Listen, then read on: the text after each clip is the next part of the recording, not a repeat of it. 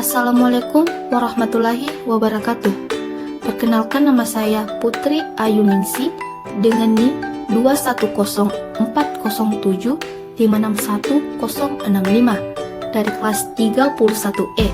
Tujuan saya membuat video ini untuk memenuhi salah satu tugas mata kuliah saya, yaitu konsep dasar PKN SD. Asas-asas umum pemerintahan yang baik adalah asas-asas umum yang dijadikan dasar dan tata cara dalam penyelenggaraan pemerintahan yang baik, sehingga penyelenggaraan pemerintahan menjadi baik, sopan, adil, terhormat, dan bebas dari kezaliman, pelanggaran peraturan, tindakan penyalahgunaan wewenang, serta tindakan yang sewenang-wenang. Pertama, asas kepastian hukum. 2. Asas kepentingan umum. 3. Asas keterbukaan. 4. Asas kemanfaatan. 5. Asas ketidakberpihakan atau diskriminatif. 6. Asas kecermatan. 7. Asas akuntabilitas. 8. Asas pelayanan yang baik. 9. Asas tertib penyelenggaraan negara. 10. Asas proporsionalitas. 11. Asas profesionalitas. 12. Asas tidak menyalahgunakan kewenangan. Dan 13. Asas keadilan. Asas-asas umum pemerintahan yang baik telah diterapkan dalam bidang pendidikan, walaupun belum sepenuhnya, karena masih banyak terdapat masalah-masalah dalam bidang pendidikan yang terjadi. Akan tetapi, AAUPB ini lahir sesuai dengan perkembangan zaman untuk meningkatkan perlindungan terhadap hak-hak individu. Pemerintah Indonesia sebenarnya telah merancang atau menyusun strategi dalam memasuki era digital Making Indonesia 4.0. Untuk mendukung hal tersebut diperlukan sumber daya manusia yang handal dan tangguh. Program Merdeka Belajar merupakan salah satu program sekolah penggerak yang dicanangkan oleh Mendikbudristek, yaitu Bapak Nadiem Anwar Makarim, yang merupakan kebijakan baru dalam sistem pendidikan ke arah transformasi dunia pendidikan. Dinilai mampu menyelesaikan era revolusi industri 4.0 dan telah mengantisipasi memasuki era society 5.0.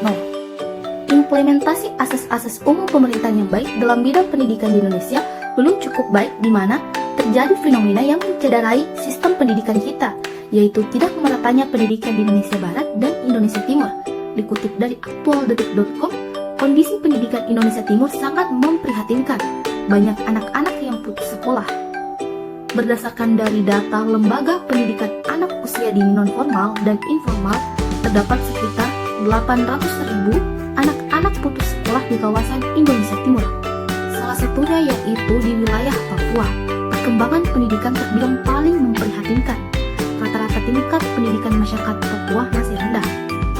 Data dari Badan Pusat Statistik menunjukkan jika lebih dari 50% anak-anak usia sekolah 3-19 tahun tidak mendapatkan pendidikan di sekolah. Minimnya fasilitas menjadi faktor utamanya. Di Papua, masih banyak sekolah yang berdiri seadanya dengan menggunakan tenda dan kursi yang rapuh.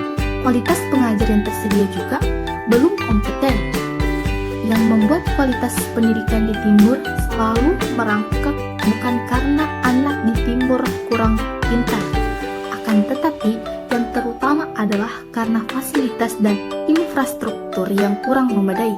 Karena itu, pembenahan sistem pendidikan nasional mesti memperhatikan asas keadilan antara Indonesia Timur dan Indonesia Barat.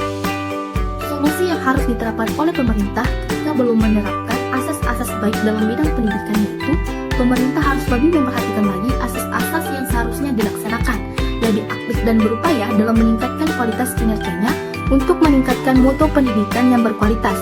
Beberapa upaya yang bisa dilakukan yaitu dengan memperbaiki sarana dan prasarana pendidikan di wilayah Indonesia secara merata, memperbaiki akses menuju sekolah-sekolah di daerah pedalaman, menambah anggaran dana untuk pendidikan terutama di daerah-daerah tertinggal, dan memperbanyak beasiswa bagi para pelajar yang berprestasi. Sekian dari saya. Assalamualaikum warahmatullahi wabarakatuh.